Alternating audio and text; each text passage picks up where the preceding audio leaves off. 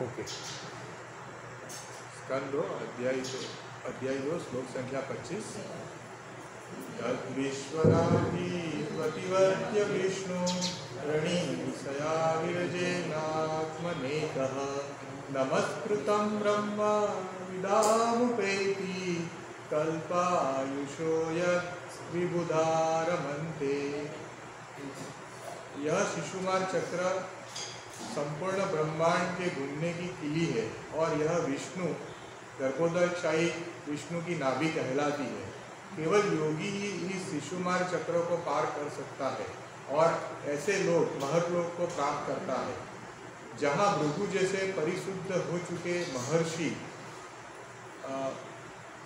4,300 लाख सौर वर्षों की आयु भोगते हैं और यह लोग उन संतों द्वारा भी पूजित है जो अध्यात्म पद को प्राप्त करते हैं।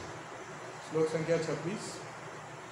अथो अनंतस्य मुखानलेन दंडयधर्मानं स निरीक्ष्य विश्वं निर्याति सिद्धेश्वरदृष्टदीक्षण्यं यदद्वे परार्ध्यं तदुपारमेष्ट्यम्। शब्दार्थ। अथो तत्पश्चात अनंतस्य ईश्वर के विश्राम करने वाले अवतार अनंत के, ईश्वर के विश्राम करने वाले अनंत के मुख अनलेन, मुख से निकलने वाली अग्नि से, दंडयधर्मानं भस्मीभूत करते हुए स वह निरीक्ष्य देखकर विश्वम ब्रह्मांड को निर्यति बाहर जाता है। सिद्धेश्वर महान परमेष्ट्यम सत्यलोक जहाँ ब्रह्मा निवास करते हैं। संपूर्ण ब्रह्मांड के अंतिम संहार के समय ब्रह्मा के जीवन के अंत में अनंत के मुख से ब्रह्मांड के नीचे से अग्नि की ज्वाला फूट निकलती है।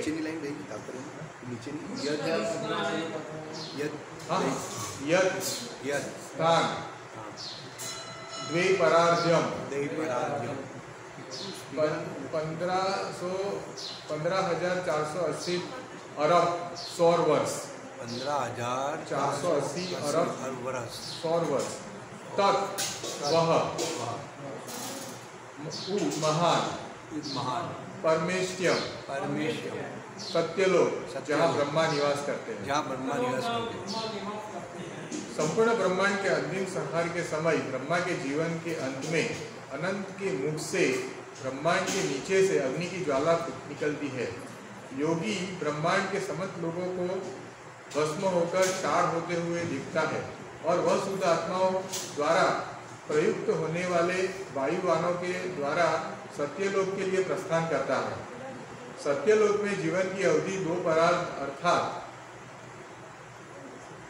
15,480 अरब सौर वर्षों की आंकी जाती है। यहाँ यह संकेत दिया जाता है कि महर्लोक जहाँ शुद्ध आत्माओं या देवताओं की आयु 4300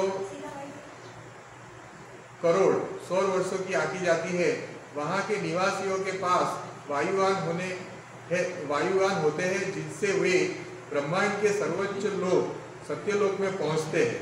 दूसरे शब्दों में श्रीमद् भागवतम हमें अन्य लोगों के विषय में अनेक संकेत देता है जो हमसे बहुत ही दूर है और जिन तक काल्पनिक वेग से भी अधिक गति वाले वायुयान तथा अंतरिक्ष यान नहीं पहुंच सकते। श्रीमद् भागवतम के इन कथनों को श्रीधर स्वामी, रामानुजाचार्य तथा वल्लभाचार्य जैसे महान आचार्यों ने स्वीकार किया है। भगवान श्री चैतन्य महाप्रभु तो श्रीमद् भागवतम को निर्मल वैदिक प्रमाण के रूप में मानते अतः कोई भी विचारवान व्यक्ति श्रीमद् भागवतम के कथनों की अवहेलना नहीं कर पाता है, जबकि इसके प्रवचन करता स्वरूप सिद्ध व्यक्ति श्री सुखदेव गोस्वामी जो समस्त वैदिक वाङ्मय के संकलन करता अपने पिताजी श्री व्यासदेव के पद चिन्हों का अनुसरण करने वाले हैं। भगवान की इस सृष्टि में ऐसी अनेक आश्चर्यजनक वस्तुएं हैं जिन्हें हम अपनी आंखों से सदैव देखते रहते हैं, किंतु आधुनिक भौतिकवादी विज्ञान द्वारा उन तक पहुंचने में असक्षम रहते हैं। अतएव हमें वैज्ञानिक परिधि से परे वस्तुओं को जानने के लिए भौतिकवादी विज्ञान के खंडित प्रमाण पर निर्भर नहीं रहना चाहिए। सामान्य व्यक्ति को आधुनिक विज्ञान तथा वैदिक विज्ञान दोनों ही ग्रहण करनी चाहिए, क्योंकि वह न तो आधुनिक विज्ञान की नहीं तो वैदिक साहित्य की एक भी कथन की जांच कर सकता है। सामान्य व्यक्ति के सामने एक ही विकल्प रहता है, एक ही विकल्प रह जाता है कि या तो वह इनमें से किसी एक पर विश्वास करे या दोनों पर करे, किंतु समझने की वैदिक विधि अधिक प्रामाणिक है, क्योंकि उसे उस आचार्य ने स्वीकार किया है जो न केवल श्रद्धालु एवं विद्वान व्यक्ति है, अपितु मुक्त व्यक्ति भी है तथा बद्ध जीवों के समस्त दोषों से रहित है। आधुनिक वैज्ञानिक जो ऐसे बद्ध जीव है जो अनेक त्रुटियां कर सकते हैं, अतएव अच्छा नहीं होगा कि श्रीमद् भागवतम जैसे वैदिक ग्रंथों के प्रामाणिक वचन को स्वीकार किया जाए, जिसे अच्छा यही होगा कि श्रीमद् भागवत जैसे वैदिक ग्रंथों के प्रामाणिक वचनों को स्वीकार किया जाए, जिसे महान आचार्यों ने एक स्वर से स्वीकार किया है। ओम अज्ञानतिमिरान्धस्य ज्ञानाञ्जनशलाकया चक्षुर्मिलितं येन तस्मै श्रीगुरुवे नमः। श्रीचैतन्यमनोभीष्टं स्थापितं येन भूतले स्वयं रूपं कदा मह्यं ददाति स्वपदान्तितं। वन्देऽहं श्रीगुरो श्रीदयुत्पदकमलं श्रीगुरुन् वैष्णवांश्च श्रीरूपं साग्रजातं सहगणरघुनाथान्वितं तं सजीवं साद्वैतं सावधूतं परिजनसहितं कृष्ण चैतन्य देवं श्रीराधा कृष्ण पादान् सहगणललिता श्रीविशाखान्वितं तं सजीवं। हे कृष्णा करुणा सिंधु दीनबंधु जगत्पते गोपेश गोपिका कांत राधा कांत नमस्तुते। तप्त कांचन गौरांगी राधे वृंदावनेश्वरी वृषभानुसुते देवी कर्णाभिनवीपरि प्रिये वाञ्छाकल्पतरुभ्यश्च कृपा सिन्धुभ्य एव च पतितानां पावनेभ्यो वैष्णवेभ्यो नमो नमः।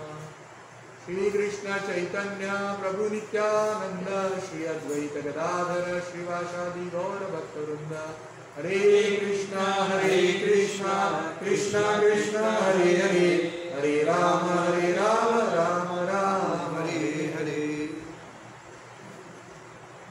तो जैसे हम ये अध्याय देख रहे हैं, इसमें हमको बताया जाता है जो रहस्यमय चीजें हैं कि जीव योगी की क्या स्थिति है, मृत्यु के बाद क्या होता है, ब्रह्मांड का कैसे सर्जन हुआ। जैसे आगे के श्लोक में बताया है कि ब्रह्मा जी जब ब्रह्मांड का सर्जन होता है तो क्षीरोदक्षाई विष्णु के नाभि से ब्रह्मा जी जो है उसका ब्रह्मा जी को विस्मृति हो जाती है, क्योंकि आगे जब प्रलय होता है तो विस्मृति हो जाती है। ब्रह्मा जी फिर से उनको ज्ञान होता है, तप करने के कारण भगवान को ज्ञान देते हैं और सृष्टि का सर्जन, वो फिर जीवों का सर्जन करते हैं धीरे धीरे। तो इस तरह से अभी ये जो श्लोक में बताया कि प्रलय के वक्त कैसे क्या होती है स्थिति जीव की, तो यहाँ पे जैसे बताया गया है कि जो शेषनाग है, जो पृथ्वी ब्रह्मांड की जो धरी है जो शेषनाग के ऊपर टिकी हुई है, तो शेषनाग क्या करता है जब प्रलय होता है तो ज्वालाएं निकलती है शेषनाग के मुख से।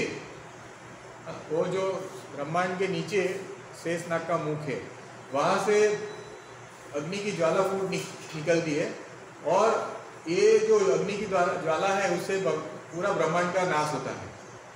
लेकिन जो योगी ब्रह्मांड के समस्त लोगों को भस्म होकर वो देख सकता है, जो पापी लोग हैं या पूरा सृष्टि को भस्म योगी जो है वो देख सकता है, और वो शुद्ध आत्माओं द्वारा प्रयुक्त होने वाले वायुयानों से सत्यलोक के लिए प्रस्थान करता है। तो भगवान जो प्रलय होता है तो योगियों को कुछ नहीं होता है, योगियों को वायुयान द्वारा सत्यलोक में पहुंचा दिया जाता है, जिसका नाश नहीं होता है। तो और सत्यलोक की जो अवधि 2 परार्थ अर्थात 15,480 अरब सौर वर्षों की आकी जाती है। तो सत्यलोक की भी अवधि है, माफ करना, सत्यलोक की भी अवधि है। तो कहने का तात्पर्य ये है कि यहाँ पे 2 प्रभुपाद जी ने मुख्य बातें की है। पहली बात जो है कि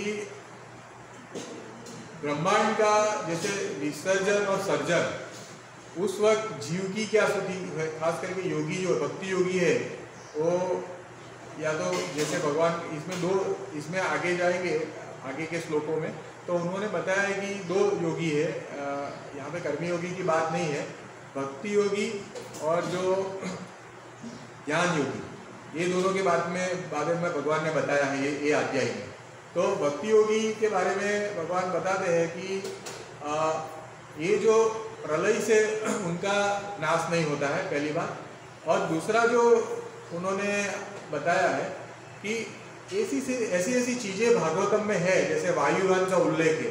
तो श्रील प्रभुपाद जी ने ये तात्पर्य में एक खास करके इसका विवरण दिया है कि वायुयान जो आधुनिक विज्ञान को 100 साल पहले की उन्होंने आविष्कार किया, लेकिन हमारे शास्त्र में ऐसा बताया है कि वायुयान है, और वो वायुयान जो कहाँ तक पहुँच पाते हैं, जो मन की गति से भी हम नहीं पहुँच पाते, जो जगह पे उससे भी वो तीव्र गति से पहुँच पाते हैं, जो ग्रह हमको दिखते नहीं है वहाँ पे भी वो पहुँच पाते हैं, ऐसे वायुयान थे। तो श्रील प्रभुपाद जी बताते हैं कि श्रीमद् भागवतम जो संपूर्ण विज्ञान है, जो अभी के वैज्ञानिक लोग हैं उन्होंने अभी आविष्कार किया और अपने आप पे बहुत गर्व अनुभव करते हैं, लेकिन श्रीमद् भागवतम में ये वायुयान के बारे में और कैसे स्थानांतरित होते हैं जीव, हाँ, जो जीव भगवान के शरण में है उनको कैसे प्रलय से बचा लेते हैं भगवान, वो सब यहाँ पे विवरण दिया है। वायुयानों के द्वारा भगवान उनको उठा लेते हैं और उनको सत्यलोक में ले जाते हैं। तो कहने का तात्पर्य ये है कि अभी हम किसका भरोसा करें।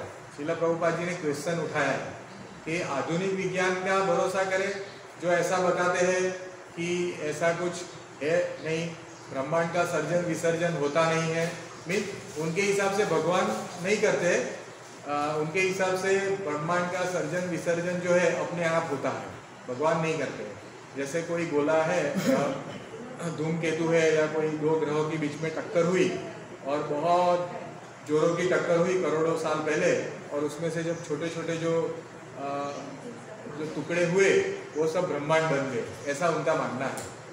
और ऐसा ही कोई टक्कर होगा और सब विनाश हो जाएगा। तो भगवान की जो योजना है या भगवान कैसे कार्य करते हैं और भगवान है वो मानने के लिए वो उत्सुक नहीं होते हैं। तो यहाँ पे श्रील प्रभुपाद जी बताते हैं हमको कौन सी विद्या लेनी चाहिए, आध्यात्मिक विद्या जो इसके बारे में हमको बताते हैं वो, या भौतिक विद्या। तो श्रील प्रभुपाद जी बताते हैं कि हम लोग, ये तात्पर्य में प्रभुपाद जी बहुत क्लियर किया है कि हमारे बुद्धि से हम लोग कुछ भी समझने के लिए सक्षम नहीं है, नहीं तो आधुनिक विज्ञान ना तो हम आध्यात्मिक विज्ञान, हमारी बुद्धि से हम कुछ नहीं समझ सकते। उसका कारण ये है कि हमारे में 4 दोष हैं। जैसे हमारी इंद्रियां अपूर्ण है और हम किसी को दूत करते हैं और हम जीते जा सकते हैं, छेतरना, किसी को छेतरना और खुद हम लोग हमको कोई छेतर के चला जाता है, और हम कोई भी चीज़ है वो परिप्रेक्ष्य में नहीं देख पाते हैं, हमारी बुद्धि सीमित है। तो 4 हमारी त्रुटि है, हमारा इंद्रिय सीमित है, बुद्धि सीमित है, हम किसी के द्वारा हमारा हमको कोई द्रुत कर देगा या तो हम किसी को द्रुत करेंगे। तो ये जो इसके कारण क्या होगा कि हम कभी भी स्पष्ट रूप से कोई चीज़ को जान नहीं पाएंगे, क्योंकि जब भी हम जैसे इसमें जैसे हमारे में ये वृत्तियाँ हैं, तो जैसे बुद्धि हमारी सीमित होने के कारण क्या होगा, हम ऐसा सोचेंगे, जैसे अब एक बहुत अच्छा उदाहरण आता है वैदिक शास्त्रों में कि हाथी है तो हमारा आँख के पट्टी लगाएंगे और हाथी का पाँव छुएंगे, हाथी की सूंड छुएंगे, तो हम क्या अलग अलग विवरण आएगा कि यहाँ पे खंबा है, यहाँ पे कुछ डोरी है, अगर उनकी पूँछ छुएंगे तो ऐसा लगेगा डोरी है। तो कभी भी हम तो इसी तरह हमारे पे जो हमारी बुद्धि कुंठित है, भौतिक आवरण है, हमारी जो चर्म चक्षु है भौतिक चक्षु है, भौतिक आवरण है, तो हमारी दृष्टि जो है, देखने की दृष्टि है वो सीमित है। उसी तरह हमारी बुद्धि भी सीमित है।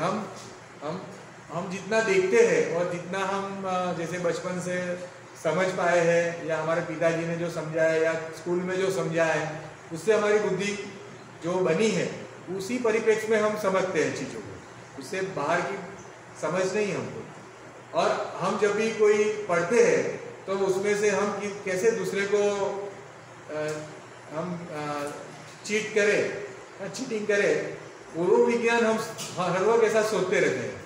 हम ऐसा सोचते हैं कि चलो उससे चीट करना यानी लाभ, भौतिक लाभ प्राप्त करना, ऐसा। जैसे कुछ पढ़ते हैं, विज्ञान पढ़ते हैं या आध्यात्मिक ज्ञान पढ़ते हैं, तो हमारा अगर हम सही गुरु से आध्यात्मिक ज्ञान नहीं पढ़ते हैं तो हमारा यही ध्येय रहता है कि इससे मुझे लाभ क्या प्राप्त होगा, तो ये भी चीट करना है। जैसे खुद को लाभान्वित करना सामाजिक दृष्टि से, आर्थिक दृष्टि से, ये भी दूसरे को चीटिंग करना बराबर है, लेकिन उसमें क्या होता है, उसका ही चीटिंग हो जाता है। तो कहने का तात्पर्य ये है कि 4 जो मुख्य दोष है उसके कारण जीव कभी भी अपने आप को वो स्थिति में नहीं पाएगा जिससे उसको परम ज्ञान की प्राप्ति हो। चाहे वो प्रभुपाद जी ने स्पष्ट लिखा है कि चाहे वो आध्यात्मिक ज्ञान हो या वैज्ञानिक ज्ञान हो, तो वैज्ञानिक लोग भी जो निष्कर्ष पे आते हैं उनका निष्कर्ष, उनकी इंद्रियां लिमिटेड होने के कारण उनका निष्कर्ष भी सीमित होता है और वो बदलता रहता है। जैसे 50 साल पहले कोई विवरण था, कोई थियोरी थी, वो थियोरी बदल जाती है। अभी बोलेंगे नहीं ऐसा नहीं था, अभी ऐसा होगा, बाद में कुछ अलग होगा। तो इस तरह से उनका कोई मत जो है वो बदलता रहता है, क्योंकि वो स्थल समय के अनुसार सीमित बुद्धि से वो निष्कर्ष लिया गया होता है। जैसे हम देखते हैं कि सबसे पहले न्यूटोनियन थ्योरी थी, वैज्ञानिक जो न्यूटन नाम का वैज्ञानिक था, उसने न्यूटोनियन थियोरी दी। उसके बाद आइंस्टाइन आया, 18वीं सदी में न्यूटोनियन थियोरी थी। उसके बाद आइंस्टाइन आया 19वीं सदी में, तो उसने सापेक्षवाद दिया। उन्होंने न्यूटोनियन थियोरी को बोला कि नहीं गलत है, ये सही है।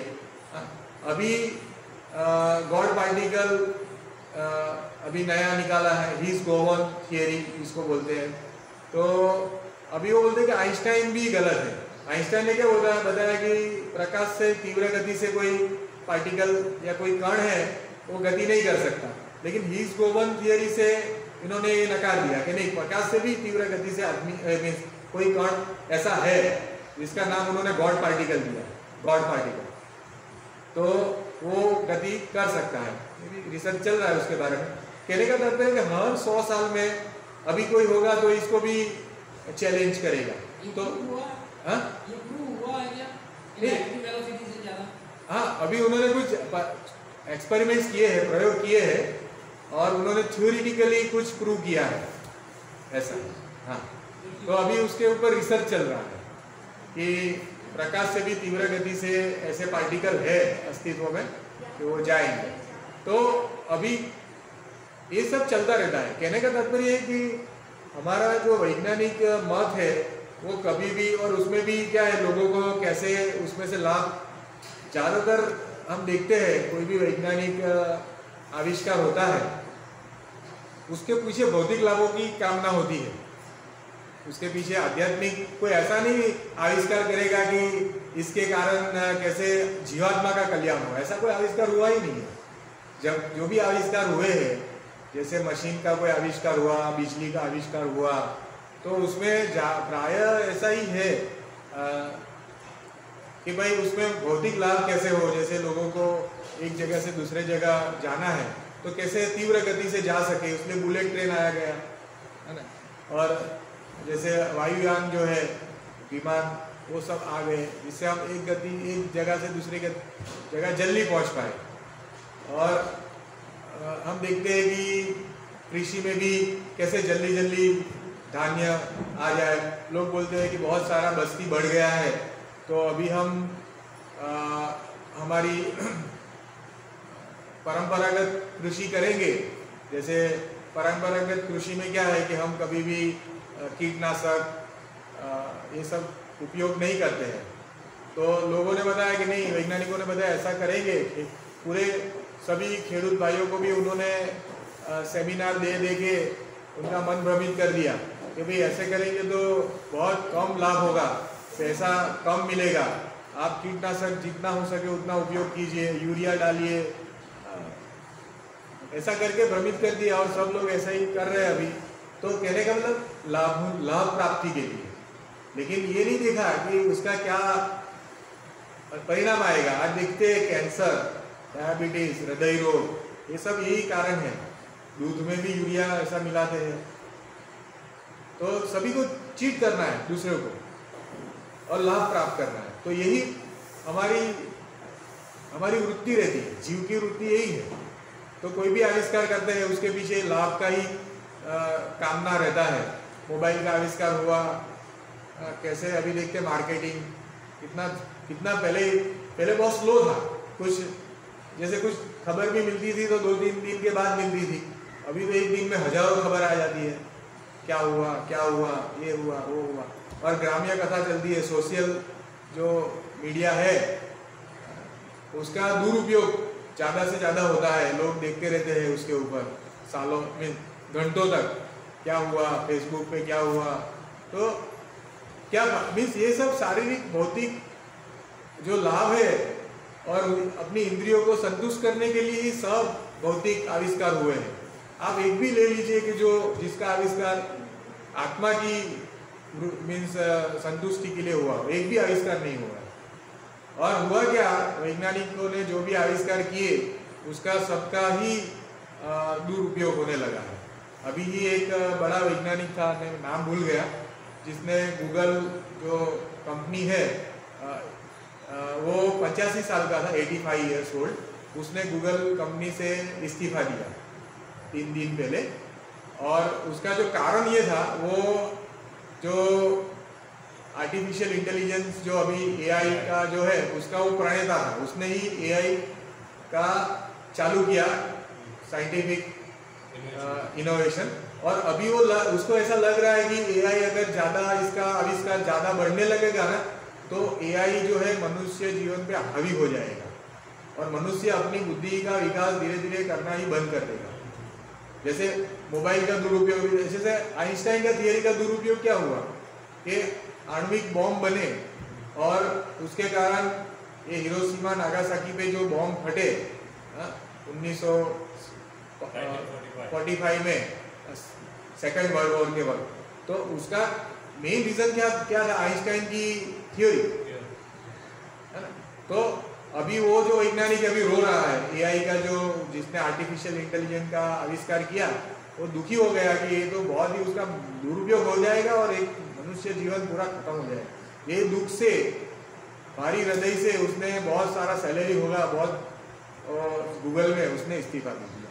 तो कहने का तात्पर्य है कि हम वैज्ञानिक आविष्कारों से कभी भी सुखी नहीं हो सकते। इसीलिए हमारे नंदगांव में गुरु महाराज ने ऐसी व्यवस्था बनाई है कि बिजली ही नहीं है, वहाँ पे बिजली का उपयोग नहीं करते हैं। या तो अगर हमको करना पड़ता है थोड़ा बहुत तो अपने भक्ति के लिए, जैसे माइक के लिए बिजली चाहिए या कुछ भी है, तो बहुत ही कम। तो शील प्रभुपाद जी ने बहुत प्रैक्टिकल हमको समझाया है कि अगर कोई, जैसे हम ऐसे जीवन में जी रहे हैं कि जहाँ पे समझो हम शहरी व्यवस्था में है और हमारे यहाँ पे लाइट है या पूरे आविष्कार हुए हैं, तो हम कैसे जीवन, क्या हम उसको बंद कर दे तो क्या हो जाएगा। जैसे आप घर में आप भक्त हो और आप बोलेंगे कि नहीं पंखा बंद करो, तो दूसरे लोग चिल्लाएंगे। तो शील प्रभुपाद जी ने बहुत अच्छे से, बहुत ही प्रैक्टिकली हमको समझाया है कि सभी जो आविष्कार है उसको भगवान की सेवा में हम उपयोग कर सकते हैं, है ना। तो जैसे जो शहरी लोग हैं, लेकिन हमारा टारगेट है, हमारा जो लक्ष्य है वो हमको ये वैज्ञानिक गैजेट को धीरे धीरे कम करके हमारा जितना उपयोग हो सके, जितना जरूरी है उतना करना है, ज़्यादा उपयोग नहीं करना है जिससे हम उनके आदी हो जाए, उसके आदी नहीं बनना है। तो उसके लिए प्रोसेस बताया है कि हम कैसे। तो दूसरा जो विभाग है ये तात्पर्य में वो है आध्यात्मिक ज्ञान। मैंने आपको वैज्ञानिक ज्ञान के बारे में बताया, वैज्ञानिक ज्ञान क्या क्या लाभ मीन्स क्या प्रॉब्लम है वो सब बताया, कैसे वैज्ञानिक ज्ञान ये अस्थाई है ये सब बताया।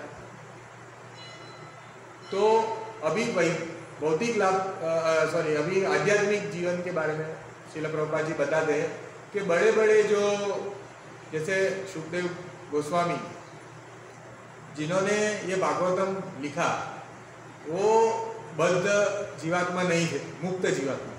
तो उनके जो चार दोषों से परे थे, तो बहुत ही तार्किक रूप से श्रील प्रभुपाद जी बताते हैं कि आध्यात्मिक ज्ञान जो है वो त्रुटि से परे है, त्रुटि नहीं है उसमें। उसका क्या तार्किक कारण है कि वो जो भी कोई बताता है, जैसे सुखदेव गोस्वामी है या महाजन है, प्रहलाद महाराज है, ध्रुव महाराज, जो लोग भी इन्होंने जो भागवतम में चर्चा की है, उनका मेन उद्देश्य जो है ये मात्र जीव का कल्याण है, मात्र जीव का कल्याण। और ये लोग सब मुक्त जीवात्मा होने के कारण वो जो बताते हैं वो संपूर्ण शुद्ध है और वो आत्मा का कल्याणकारी है। तो सीखने की विधि प्रभुपाद जी बताते हैं, सीखने की विधि वैज्ञानिक जो ज्ञान है वो त्रुटिपूर्ण है और उसको हमारी बुद्धि से सीखा नहीं जा सकता। आध्यात्मिक ज्ञान है वो त्रुटि रहित है क्योंकि वो बद्ध जीवात्मा ने नहीं बनाया है, भगवान ने खुद बनाया है। धर्म तो साक्षात भगवत प्रणीत, भगवान ने बोला है, जैसे भागवत गीता है तो भगवान ने बोला, उसमें कोई त्रुटि नहीं हो सकती। जो साइंटिफिक ज्ञान है, किसी ने कोई आदमी ने लिखा है उसमें त्रुटि हो सकती, तो उसको कैसे अर्जित कर सकते हैं? उसको भी हमारी बुद्धि से अर्जित नहीं कर सकते क्योंकि हमारे में चार दोष है। तो वो ज्ञान हम कैसे सीख पाएंगे? उसके लिए श्रील प्रभुपाद जी ने बहुत अच्छा बताया है कि हमको भक्त भागवत और ग्रंथ भागवत का सहारा लेना पड़ेगा।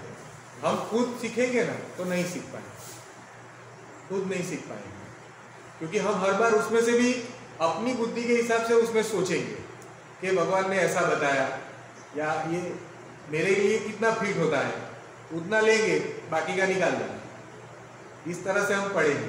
तो ये बहुत उपयोगी चीज जो श्रील प्रभुपाद जी ने बताया कि ज्ञान कैसे अर्जित करना है। सब भक्तों के संग में रहना है, साधना करनी है। क्योंकि देखो, अगर हम भक्तों के संग में भी रहते हैं लेकिन साधना नहीं करेंगे तो फिर से हमारे में त्रुटि आ जाएगी। हम साधना नहीं करेंगे ना तो त्रुटि आएगी। साधना करना यानी हमको 16 माला का जप करना, मंगला आरती करना, फिर पढ़ना पुस्तक श्रील प्रभुपाद जी के। तो साधना से क्या होगा, हमारा जो त्रुटि जो है, बुद्धि को जो कुंठित जो कर देता है भौतिक आवरण, वो नहीं कर पाएगा और उससे हम मूल रूप में, यथा रूप में संदेश को देखेंगे। अगर हम साधना कर रहे हैं लेकिन भक्तों का संग नहीं कर रहे हैं तो भी दिक्कत आएगी। क्योंकि क्या होगा, हमारे साधना के कारण हमारे में अहंकार आएगा कि मैं कर रहा हूँ, मुझे इतना सब समझ आ रहा है। लेकिन भक्तों के संग में रहने से, सेवा करने से हमारा अहंकार, तो ये दोनों, और अहंकार ही बहुत ही, कहने का मतलब जो है वो भगवान को हमसे दूर रखता है। ये बहुत आवरण है, आवरणात्मक शक्ति जो होती है भगवान की। अहंकार से हम भगवान के बारे में समझ नहीं पाते, आध्यात्मिक ज्ञान के बारे में समझ नहीं पाते। तो ये प्रोसेस है जिससे हम आध्यात्मिक ज्ञान अर्जित कर पाएंगे। और आध्यात्मिक ज्ञान अर्जित करने से क्या लाभ होता है वो इस श्लोक में बताया है। सुखदेव गोस्वामी ने बहुत अच्छे से बताया है कि प्रलय के वक्त जब इतनी अग्नि सब जलने लगते हैं, शेषनाग की मुख से जो अग्नि निकलती है उससे जो भी जड़ पदार्थ है या जीव है सब जलने लगते हैं। सिर्फ ये शुद्ध आत्मा जो है उनको स्पेशल वायुयान में बिठा के उनको स्थानांतरित किया जाता है। वो कितना बड़ा लाभ है, कितना बड़ा लाभ है। तो श्रील प्रभुपाद जी को एक बार किसी ने पूछा कि आप लोग ये सब भागवतम में कथा है कि जीव का कल्याण होता है, उनका कभी जीव को भगवान स्पेशल आश्रय देते हैं, जो जीव भगवान की सेवा करते हैं, ये सब। तो इसका क्या मीन्स प्रूफ क्या है? तो श्रील प्रभुपाद जी ने बताया कि अगर समझो कोई भौतिक जीवन जीता है, बहुत ही इंद्रिय तृप्ति करता है, अगर भगवान है तो क्या मीन्स उनका क्या हालत होगा? क्योंकि अगर भगवान है तो उनकी जो भी व्यवस्था है, उनके जो भी रूल्स रेगुलेशंस है वो आएंगे और वो नरक में जाएगा आदमी। तो उसने पूछा, उसका विरुद्ध मीन्स तार्किक जवाब दिया श्रील प्रभुपाद जी ने कि चलो एक बार ऐसा मान लेते हैं कि अगर समझो आप बोलते हैं कि भगवान नहीं है तो हमारा तो कोई प्रॉब्लम नहीं होगा, क्योंकि हम अच्छे से जीवन जीते हैं, किसी की बुराई नहीं करते, हमारे में काम क्रोध लोभ मोह नहीं है, हमारा जो बुद्धि है हर वक्त भगवान की सेवा के लिए तत्पर रहता है, हम समाज में किसी के लिए दुर्व्ययी नहीं है, तो हमारे तो कोई हमारा जीवन हम अच्छा प्रसाद लेते हैं, हम हर वक्त कीर्तन करते हैं, आनंदमय रहते हैं। तो अगर भगवान नहीं भी है तो हमारा तो ये जीवन बहुत अच्छे से व्यतीत हो रहा है। लेकिन अगर भगवान है तो तुम्हारा तो ये जीवन भी नशा मांसाहार जुआ में व्यतीत हो रहा है और सब पे तुम भारी पड़ रहे हो, धरा पे, पूरे समाज पे, और अगर मृत्यु के बाद तुम्हारी क्या गति होगी? तो ये वो चुप हो गया। तो कहने का तात्पर्य है कि ये लोग जो वैज्ञानिक से प्रभावित लोग हैं, जैसे हम देखते हैं हमारे जब स्कूल में से बचपन से ही ऐसे पढ़ाया जाता है कि आप खुद कर सकते हो, आप खुद महान बन सकते हो, आप प्रतियोगिता जीतिए, अगर हार जाएंगे तो बड़ी दिक्कत होगी, सब जगह आपको पहला नंबर लाना है। अगर आप कमाएंगे नहीं तो क्या करेंगे, खाएंगे क्या? आप कमाएंगे नहीं, कमाने के लिए बहुत परिश्रम करना पड़ेगा, ऐसा समझाते हैं। लेकिन कभी भी भगवान का जो नाम रूप लीला उसके बारे में नहीं बताते। हमारा जीवन कैसे चल रहा है, मृत्यु के बाद क्या होगा, हम जो खाते हैं उसको कैसे पाचन होता है, हमारा हृदय कैसे स्वयं संचालित है, ये सब नहीं बताते। तो और ये ब्रह्मांड की कैसे सर्जन हुआ, उसका ज्ञान कौन से पुस्तक में है, ये सब नहीं बताते। तो इसके कारण हमारा धीरे धीरे हम देखते हैं कि स्कूल की व्यवस्था के कारण हमारे जो बच्चे हैं वो बहुत ही एक्चुअली इनका पूरा टारगेट रहता है, ये सब हमको समझ नहीं आता है। हमको इनका जो पूरा टारगेट है कि कैसे हम भौतिक जीवन में ज़्यादा से ज़्यादा जीवों को लगाए, जिसके कारण उनकी जो बिक्री है सब चीज़ों की वो बढ़े। जैसे दारू जुआ मांसाहार ये सब चीज़ों में लोग ज़्यादा से ज़्यादा प्रवृत्त हो। और ये मोबाइल के कारण ऐसा हो रहा है कि जैसे जुआ भी आज लोग मोबाइल पे इतना खेल रहे हैं, बहुत लोग खेल रहे हैं जुआ। और मैं ऐसा भी देखता हूँ कई बार जुआ में छोटे छोटे बच्चे वो हार जाने के कारण इतना दुखी अनुभव करते हैं, क्योंकि इतना बड़ा अमाउंट वो हार जाते हैं, अपने पिताजी को नहीं बता पाते हैं और वो आत्महत्या कर लेते हैं। ये परिस्थिति है। तो ये पूरा एक ट्रैप है, उसमें सबको अंदर घुसा रहे हैं, लोग सबको घुसा रहे हैं एक के बाद। मोबाइल के कारण नशा भी बढ़ रहा है, क्या चीज़ ऑनलाइन ऑर्डर कर लो, जुआ बढ़ रहा है, खाना मंगवा लो कहाँ से भी कैसा भी, ये सब। तो मांसाहार ये सब बढ़ रहा है। पहले तो चलो मांसाहार करना है, मार्केट में जाना पड़ेगा, लाओ काटो, फिर उसको साफ सुफ करो, फिर कितना प्रोसेस है। अभी मोबाइल से मंगवा लो, जोमेटो से चिकन आ जाएगा। तो सब तीव्र गति से बढ़ रहा है। जो भी भौतिक जो कलमश है, भौतिक कलमश है, वो उसका तीव्र गति से मोबाइल बढ़ा रहा है।